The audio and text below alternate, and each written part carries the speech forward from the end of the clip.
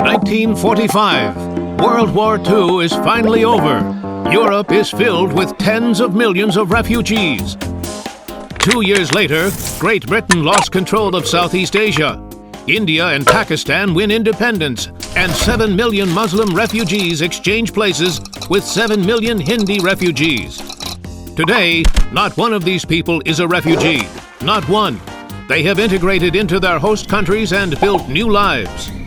And then there are the Palestinians. In 1947, the United Nations presented a partition plan for the Jewish homeland. The Arabs gave a resounding no to that plan. They rejected a state for themselves if it meant also giving a state to the Jews. 6 Arab states attacked the fledgling Jewish state, which was small but plucky and determined to survive.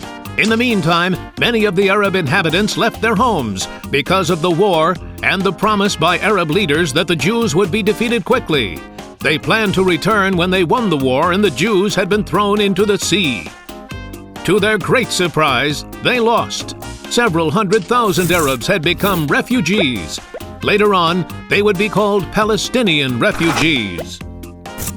On the other hand, at about the same time, 850,000 Jews were forced out of their homes all over the Middle East. They had lived in the Arab world for thousands of years, but when the Arabs were defeated and the State of Israel was established, it was too much for the Arab regimes, and they showed their Jews the door.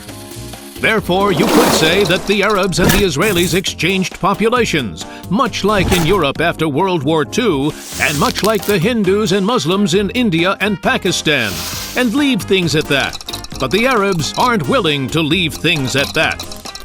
If they had, the Arab states would have done what Israel did a long time ago with the Jews from Arab states: integrate the Palestinians into their society and provide them with citizenship.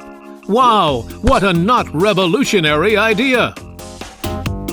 So why weren't they given citizenship or any other rights? The Palestinians were deliberately kept as refugees so that they could be used as a weapon in the war against Israel.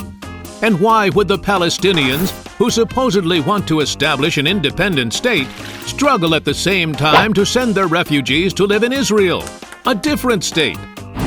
Can Israel, a country with only 6 million Jews, allow millions of Palestinian refugees to come and take over the only Jewish homeland?